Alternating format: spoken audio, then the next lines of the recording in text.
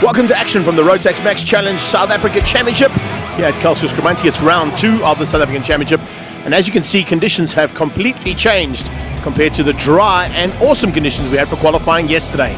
It's wet, it's going to be very tricky out there, and a lot of these drivers are going to be pushed to the maximum.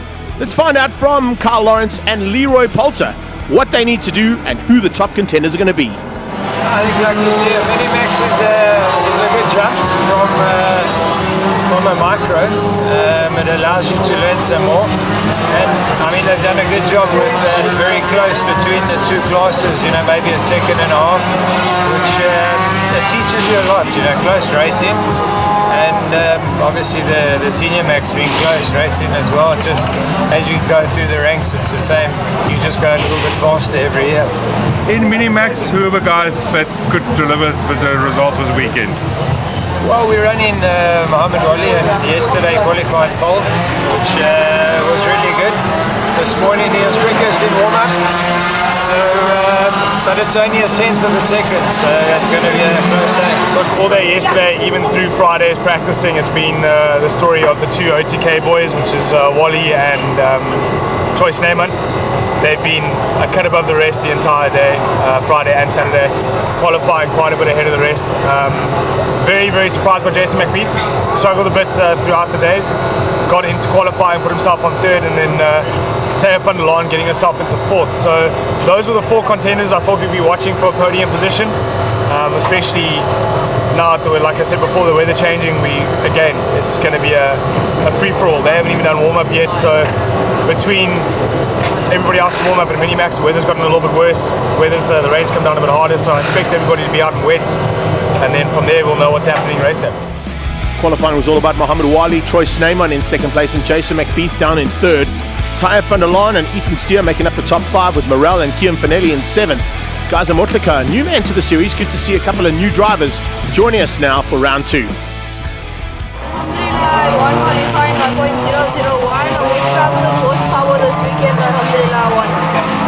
So, on pole position, great way to start the track. How do you feel about tomorrow's racing, and how are you going to handle it? Inshallah, tomorrow I'll get into the front and drive away, and if I can't do it, I'll defend. Well, I came second in the qualifying. I'm happy, but I would have preferred first. But for tomorrow, my plan is just to get in front, defend half of the race, and hopefully take the win. This track totally different to Cape Town. So, how easy is it to defend on this track? And then, of course, there's the tire wear problem. Oh yeah, the tire wear problem is like just try to eat tires, and I don't think it's going to be easy to defend. Going to qualifying isn't that bad. I'm pretty happy with my qualifying. My plan for tomorrow is just to, I suppose, go in there and just do the best I can. Tire wear is a big problem here. How are you going to manage that? That's why I took qualifying a little bit easier, because just try to keep my car away for the race. Who are the people that's going to be the main contenders? I'm thinking Mohammed Wali, Troy Sneeman, and Ethan Steer. My plan, I think, is just to do my best, because I don't think there's anything else that I can really do. I feel like qualifying went really well. I don't know what paper came yet, but I feel like tomorrow's going to go pretty well. What is your strategy? What's your plan? I don't really have one. I think I'm just going to try my best and see how it goes. So coming into race number 1 now for Minimax. Heat 1 is 12 laps of action. And myself, Greg Maloney, and Prince Ndweni will take you through all of this action throughout the Minimax races here today. And as you can see, the rain has kind of stopped for a while here, Prince, for the start, but we may get a little bit of wetness throughout the day, and throughout the 3 heats of racing. We're going to have to watch out for the clouds opening up and giving these guys and girls a bit more work to do out there. They've all got rain suits on, so we're ready for whatever's going to be thrown at them. Exactly, Greg. I'm looking forward to seeing what front 2 there, Mohammed Wali and Troy Sneeman, have to offer us. They're both within 2,000th of a second of each other, so there's nothing in between them with qualifying. So we'll see how they're able to battle it out and keep it clean as much as they can.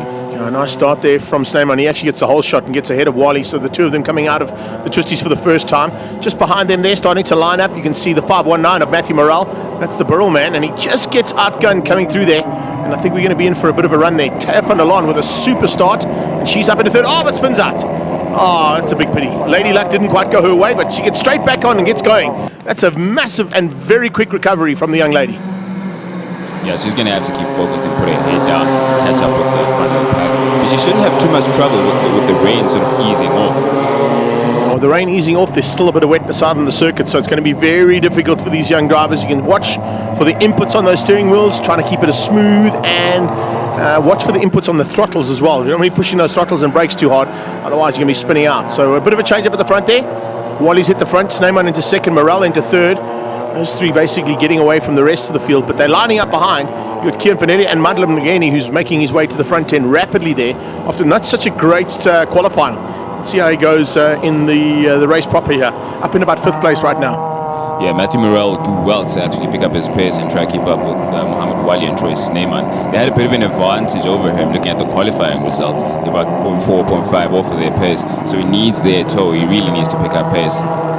Taya making up ground now and starting to pick them off one by one. She had a fantastic start, just spun out, maybe just caught out by the slipperier conditions that were here this morning as opposed to what they had yesterday in qualifying, and then all through practice it was dry and ideal conditions on Friday, and here today absolutely nightmarish. It's not what you want to be doing. A lot of guys going straight into those clear visors they would have seen in the various classes, the clear visor being the ideal option to be on here.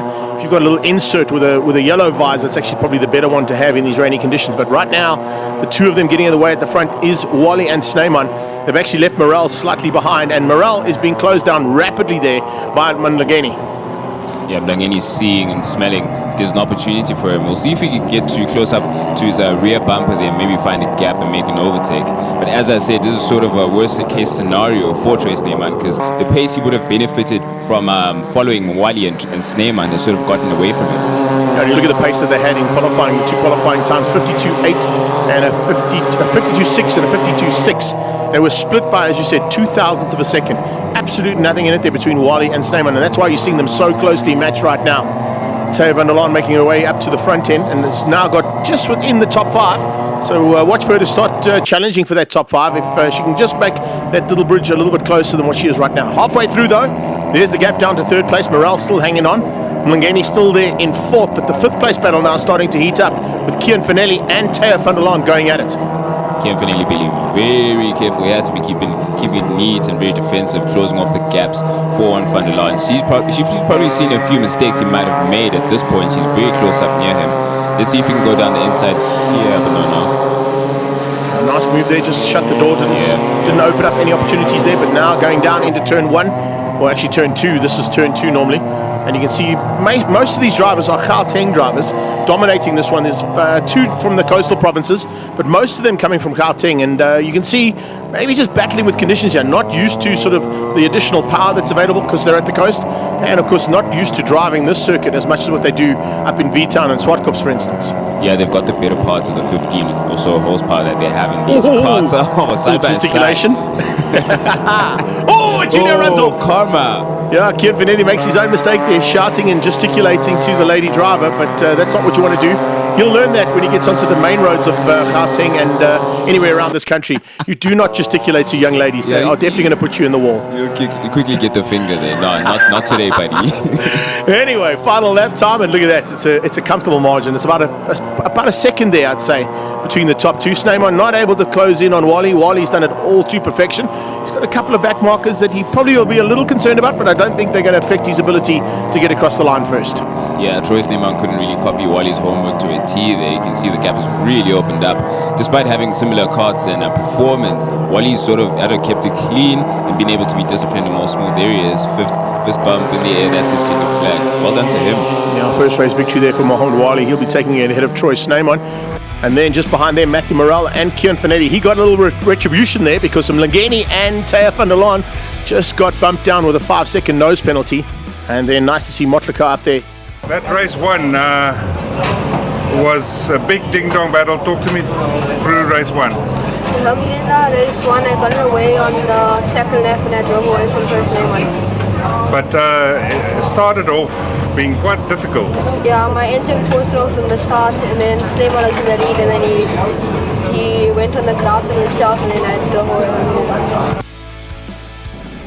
straight into race 2 now. Slightly drier conditions is going to help these guys out.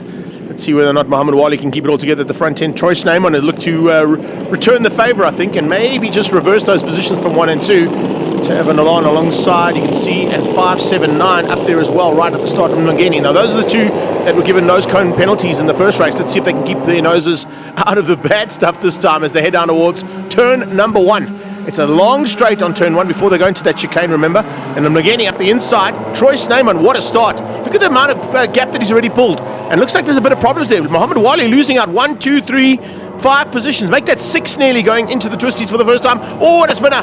That's a Mlangeni. Mlangeni spins out all on his own sim. So fortunately, Muhammad Wali was able to just see that in time and avoid it as they come through the twisties now for the first time. Well done, Matthew Morrell. Maximizing on whatever mistake everyone was making there in the beginning. He's come out the cleanest of the bunch, making up a whole lot of places. Hopefully he can keep the pace he has and lead. Oh, man, Wali spins out as well. Oh, man. All on his own sim there, not a cart in sight. You can see he's not happy about that. He's made a big mistake on his own. Sideways drifting there. Nice A save. drift queen going into turn 1. Nicely done. Good save there from the young lady. She's up into second place by the looks of things. Troy Snyman's got his head down. That Arai helmet is just allowing him to get away. And then it's Morel. Behind that, you can see them coming flying in there. You've got Gazi Motlaka. And behind Motlaka, what a start there from the young lady. As I said, sliding into turn 1. A little bit of pressure coming from behind there from Kian Fanelli. And the two of them going to go at it again as they come through into the Mojo turns. Just behind them, you can see recovery starting to be made there by Muhammad Wali, but he's still got about 4 or 5 carts to make up before he can get up to this little battle where Gazi Motlaka goes up the inside of Taya van der Laan. And it's a lot drier this time. Dare I say there's a bit of sunshine, Greg? There is actually. It's the first time we've seen the sun all day. So hopefully it sticks around for the rest of the day because it has been trying and tricky conditions all day long. Has not been easy for any of these drivers. Jason McBeath starting to make his way through as well. Didn't quite pick up on him earlier on, but it's great to see McBeath making some big ground and slowly but surely making his way to the front end. 5:24 with the problem, that's Seth Gomez. He's pulled to the sideline and out in the Tony kart. It looks like he might be a little bit sore as well. He might have gone into the tyres there and hurt himself. Oh, how awesome is this young lady getting this kart sideways? What a That is move. proper driving there, Prince. Oh man, what a move. That was timed to perfection. She didn't force it at all. Very, very calculated. You know what I like about this young lady? It's great to see her just throwing it in there and not scared to mix it with the boys and literally give them a great run for their money. No doubt about it. She's going to be pulling away this time around. I don't think the 588 there of Gianfanelli will be able to catch up with her. Just look at the gap already. Yeah, she's pulled 2 kart lengths there coming out of the twisties and now onto the straight and through the chicane. Just behind though, keep an eye on some maneuvers there coming from Ethan Steer. Steer's also not too far off the back end. Oh, come on. Taya let us down there. We're rooting for you. You slid in there so nicely the last time. I think it's the changeable conditions. They're not used to the dry track conditions out there. And it may be just because they've got the wet weather tires on or something like that. It's just not working 100%. The combination of dry and wet, you're sort of altering your driving style with different sections of the track. So they're going to learn very quickly and on their toes over there. Wali now closing in on the back of Mngeni and closing on Steer. He's about 4th or 5th place there, if I'm not mistaken, as they come back down into those Mojo turns.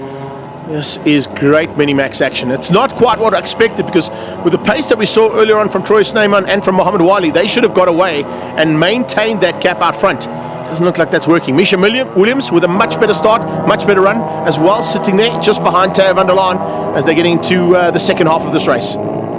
Wherever Troy Snyman is, he's going to be very happy with himself. He doesn't have the challenge of Muhammad Wali to worry about. So he's putting his head down, opening the pace, just as we see Wali working his way up the field there. On to Mngeni. Mngeni runs wide. Oh, making very All on easy his for own Wali side. there. Yeah, I think what happened there is the pressure got to him and he spins out big time. He should have just eased off, come back on track and got going again, but he was just trying to get back on too quickly. He eventually gets going again, but now he's lost lots of ground. Possibly going to lose even more to the carts coming from behind. So Muhammad Wali now into the top 4. So we should be able to see him possibly fight for 4th or 5th place at the halfway stage. Halfway stage and very much dry too. A lot more different conditions that the drivers are facing as compared to race 1. So it's going to be a lot easier for them to cope with conditions. While he shouldn't have too much trouble ahead of him, we've got to keep it clean, of course. Hopefully nothing disturbs him from the earlier mistake that he made. Ethan Steer and the CRG is the man who's got to try and find a way past. It's not going to be easy to do that. As he looks on the inside, well, I say that makes it very easy. Uses a little curb, but that's where he spun out. So he's got to be very careful there. Remember, he got caught out by himself there, spinning out earlier on. So you don't want to be doing the same mistake and then losing all that ground you've just made up. Ethan Steer taking advantage of the toll there, but Wally's not going to be hanging around. He wants to get back to the front as soon as possible. And you can see the kind of pace he's got. I mean, you're looking at the lap times he's doing compared to everybody else. He's sitting in the 55.3s. We've got 55.4s coming out of the leader. So he's he's a tenth of a second quicker than the leader. So can you imagine if he's at the front? He would have been possible victor twice on the day here.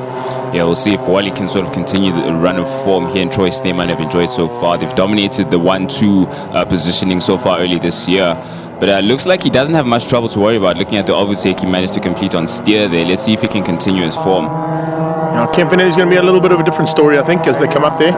See if he's able to find his way through there. And if he finds his way through there, maybe. Yeah, there we go. Does it again. But that's, as I said, that's where he spun out. You don't want to make mistakes like that. But Kempinelli goes right with him and sticks with him. Look at that. It's like a trailer on the back end of that cart as they come flying down into turn one. It gets a little bit slippery through there, but everybody holding the inside line through the double right hand and keeps them smooth and steady. And he pulls a gap down the straight into 3 and 4. This little chicane is where Wally is really dominant. He's very, very smooth through here. Look at that. Just the small inputs he's putting through that steering wheel compared to everybody else fighting the cart just shows that he's got that cart sorted out. Snyman coming up onto a couple of back markers there. Misha Williams about to be shown the way around as he gets overtaken and lapped by the leader. It looks like he's going to hang on for about a 9.5 second win here. That's the lead he's got over Matthew Morrell, who's in second place in his Burrell Art. Yeah, class stuff we've seen here from both drivers, Troy Sneeman and Mohammed Wali, having to keep his composure, but Sneeman has led well. He's had nothing to really trouble him. He's just stayed focused and opened up the gap to, as you said, 9.5 seconds. So well done to the young man. Coming across the line to take the victory, Morrell will be 9.5 seconds adrift. A further couple of seconds behind that is Jason McBeath. In fact, equidistant. Another 9 seconds down the road to Jason McBeath in third place. Ghazi Motlaka gets up into fourth. Fortunate not to lose out to fifth place to Mohammed Wali because he actually was given a nose cone infringement, and Mohammed Wali finishing in the top 5. That's the first time he's been out of the top 2 all season long. Straight into race 3 now. Let's see what's going to happen. I think Wali wants to definitely turn his luck around, and he leads from the front with the pole position, but Snyman is alongside him. Right on their tail is the Burrell Art of Morrell. Green flags and down towards turn 1, and it is Wally who gets the drop. Snyman trying to go on the inside. No, in fact, look at that. Good move there from Morrell. Snyman dropped to third. Great move from Morrell. He shows his instincts are quite sharp early on in the race. Same thing he did in race 2, keeping an opportunity open for himself and securing a good position early on. And they come through into Mojo for the first time, and they've got to have their Mojo. Wally trying to make his way up to the front end and get away. That's exactly what he's done. Look at in the background, slowly but surely. Oh, there's a big one. Morrell How was losing that? out. A big one there. Matthew Morrell being slammed into there by Troy Snyman. The 544. Look at that nose cone. Prince, there's definitely a nose cone infringement coming on the 544 Tony kart. If the COC doesn't see that, then I don't know. But right on his tail, Teo van der Laan, and has Morrell recovered? Yes, he has. He's on the back of that little pack of karts and already diving on the inside, trying to find a way through to try and finish up this one. Listen to this. Yo, I think Misha Williams got a stuck throttle there. I think it was just lit. Didn't want to go, didn't want to turn off. Well, another person we might want to have a throttle all the way down is Troy Sneeman, because he needs at least a 5-second gap ahead of him and Teo van der Laan in case he does have a nose cone infringement pinned down on him. So he's going to want to put his head down, and Teo van der Laan is not letting him loose. He's right on his rear bumper looking for an opportunity. Sure, problems there for the 542, losing out big time. Ethan Steer got eaten up by about 4 karts there, led out by Morrell. He was the first person to dive up the inside to try and find a way through, and he got through. Let's see if he's able to make anything stick now. The rest of this pack as they come through. Look out for Kian Finelli. Kian Finelli's gone with Morrell. So there's a good possibility the CRG could be a threat a little bit later on in this final heat. Down into turn 2 now, into that chicane. This, as I said earlier on, is exactly where Mohammed Wali's in his element. There's this drive from the young lady. Teo van der Laan up into third place. Morrell trying to close it down. On the back end of him is the Giulio Kian Finelli CRG. As they come under braking now, it's actually a lot closer to the Burrell Art machine than what it was earlier on, which is good. And Kian Finelli just sticking onto the back end of Morrell, waiting for him to do all the work to get him up there to Teo. Yeah, I wonder if he's waiting when Morrell's doing a lot of defending. It's going to be interesting to see who chooses to leave the train here. Ooh, little kept it sideways. together. Nice save there by Morrell. Did lose him a little bit of ground. Ooh, Langeni and done. Langeni just capitalizing. What a You know what happened there? Kian Finelli had a dive and couldn't make it stick and came back just at the right time from Langeni to make a move stick. So he went for it and made it stick, whereas Kian Finelli just backed out of it slightly. sort of fluffed it. Now Morrell's leading the train of 3 with Langeni and Kimpany right behind him. So I hope they use his toe to get ahead though, because it's not going to make sense to battle so early on in the race. It's not really yet about positions, more about catching up to the front pack that are leading. And those top three are starting to open up a nice margin because these three are fighting a little bit too hard. They should be working together now, and only when they get a bit further up the road should they be fighting like they are. How was that cutback? Your Morel diving on the inside of that FA cart, and eventually, and he forces him again. Come on. Oh, take that. Was that a 3 or 4 move back and forth in one section? Well, there was a couple of moves there. There's no doubt about it. And I'm not quite sure if Mlangeni's going to be too happy about that. Nah, Look for a return of the favour a bit later on if he gets up there. But he does have one Morel that's sort of opening the pace now. If you look at the gap between him and the two that were with him. All problems in the background. Is that Mlangeni? I think that, no, it's not. It's the other FA cart there, unfortunately, just pulling to the sideline. So problems there, I think, for Jason McBeath. Jason McBeath pulling to the sideline. Is it the 579? It wasn't Mlangeni. No, it isn't Mlangeni. On the I'm side. right. It wasn't Mlangeni. He's on the side. That's out. That's a big maneuver there. So 519 now, all on his own sim with Kinfinity trying to close him down. And you can see, the three-way battle is now turned into two. And with the demise of Mlangeni, it looks like Ethan Steer is going to step up, and so is the 542 machine of his little cart that he's driving. So watch out for those three now. Here we go. Ken Vanilla has a dive. He's just not able to make it stick through there in the Cosmic. Let's see if he's able to come back at him though and cut back there as they get onto this little short straight that takes them into the chicane for the finish. And maybe also the result and sort of the outcome of what looks like wet tires on some of these riders' carts in very much dry conditions. So they have to be a bit dynamic in how they choose to place their cart around turns. Yeah, but if you look at the conditions today, Prince, we've had literally on and off rain all day long. Oh, what a move! That's a very, very strong move into turn 2. Now into 3, they're side by side, and they stay side by side. Oh, Morel just muscling his way through the Unkinfinelli. Yeah, he didn't give him any room. They kept his elbows wide out. But well done. Credit to them for both staying on the track as well. Brittle Art, Cosmic, and CRG fighting here for what is going to be the 4, 5, and 6 spots on the road. Teo van der Laan just up the road there in 3rd, and Troy Snyman, and he's just hanging on to the tail pieces of Muhammad Wali and seeing what they can do in terms of trying to finish this up at the front end. Let's see what's going to happen there. This is a phenomenal little battle. That's why we're concentrating on it so much.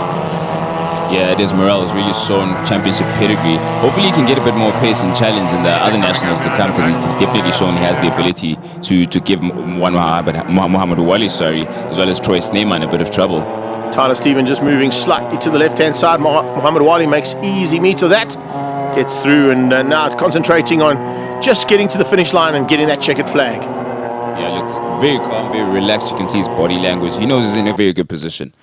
He's in a good position, but unfortunately with the demise in the second heat, it is going to cost him in this championship. Troy Snyman is going to hang on to the lead of this championship, having finished in the top 2 at every single round of the championship so far.